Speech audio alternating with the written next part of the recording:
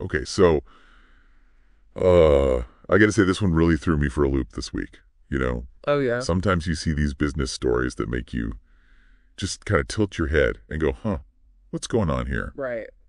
So that's what we're diving into today. It's Typhoo Tea. Oh, You okay. know, the classic British brand. Yeah, yeah.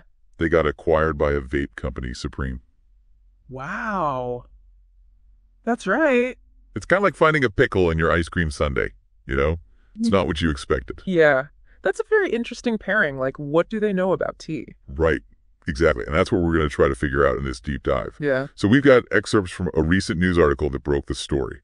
But before we get into the nitty gritty, I just got to say this is a prime example of why we do these deep dives. Absolutely. Because on the surface, it just seems so bizarre, right? Yeah. But when you start to peel back the layers and look at the context, well, it starts to make a little bit more sense. Yeah, you start to see the strategy. Right. So let's start with Typhoo.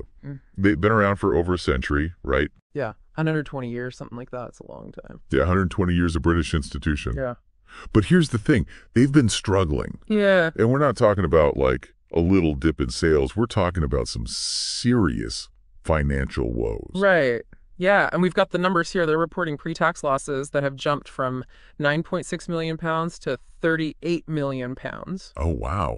Yeah, and sales are slumping. They've gone from 33.7 million pounds down to 25.3 million. Ouch. And their debts are actually exceeding their assets at this point. Oh, man. So they're really in a tough spot. Yeah, it's not looking good. And on top of all that, they had a break-in at their Whirl plant. Really? Yeah. So, it's kind of a perfect storm of bad news for Typhoo. Wow. And, makes you wonder, is it just Typhoo or is something bigger happening in the tea market in general? Well, I think that's a really important point. Typhoo's struggles are kind of mirroring what's happening in the wider black tea market. Yeah. Black tea is facing stiff competition these days from, coffee, Oh, yeah. all those fancy herbal teas, even just plain water. Yeah. Yeah. I've definitely been drinking more water and, those like sparkling waters and stuff. Exactly. People are branching out their beverage choices, and that's putting pressure on traditional tea brands like Typhoo. So it sounds like Typhoo is in a real pickle here. Yeah. But then this vape company comes along, Supreme. Supreme, yeah. They're based in Manchester, and they're known for their e-cigarette brand 88 Vape. 88 Vape. Yeah, I've seen that around. Yeah, they're pretty big in the vaping world, but here's the thing. They're not just a one-trick pony. Oh, really? No, they've actually been quietly building a pretty diverse portfolio of products. Like what? Well, for starters, they distribute other nicotine products, Right. things like nicotine pouches and lozenges. Right. And they also have a range of home goods that they distribute to supermarkets. Ah, interesting. Yeah, and they've partnered with brands in a whole bunch of different sectors, like soft drinks, gym supplements, even multivitamin gummy brands. So they're kind of all over the place. Yeah, they're really diversifying their business, which makes sense when you think about it. The vaping market is facing increasing regulation. Right. So it's smart for them to look for other avenues for growth. So how did this whole Typhoo acquisition come about?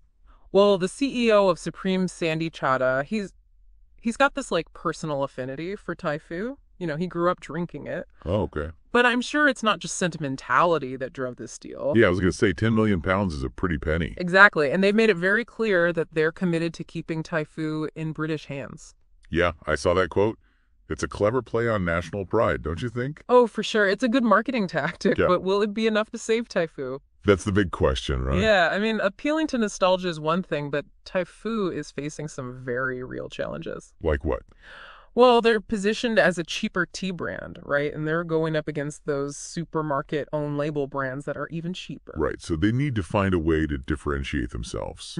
Exactly. And then there's the whole question of how Supreme's existing distribution network will benefit Typhoo. Yeah, they're used to selling to vape shops and convenience stores, not supermarkets. Right. It's a whole different ballgame. So is this just a recipe for disaster then? Well, I wouldn't go that far. I think there's potential here, but it's going to be tricky. Like, what do you see as the biggest opportunities? Well, Supreme has a lot of experience marketing to younger demographics, right?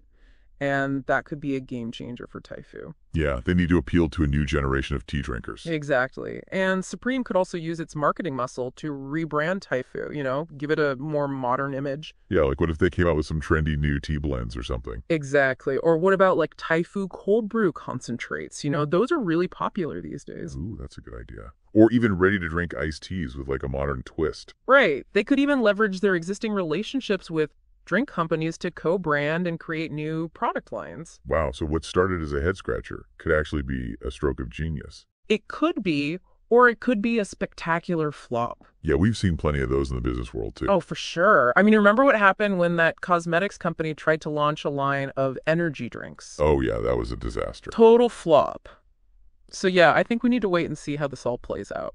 Well, I, for one, am very curious to see what they brew up. Me too. Yeah. It's a risky move, but it's also pretty exciting. It makes you think about the future of the beverage market. Yeah, are we going to see more of these unexpected partnerships? Maybe. I mean, the lines between industries are blurring all the time, so I wouldn't be surprised. It's definitely something to keep an eye on. Absolutely. Well, I think we've squeezed every last drop out of this story for now. I think so too. But it's definitely given us a lot to think about. Definitely. I mean, who would have thought that a vape company would be the one to try and save a 120-year-old tea brand? It's a wild world out there. It really is. And I think this is just the beginning. We're going to see a lot more shakeups like this in the years to come. Well, on that note, I think we'll wrap things up here. Sounds good. But hey, if you've got any thoughts on this whole Typhoo Supreme saga, we want to hear from you. Yeah, leave us a comment and let us know what you think. All right. Until next time, happy brewing, everybody. Cheers!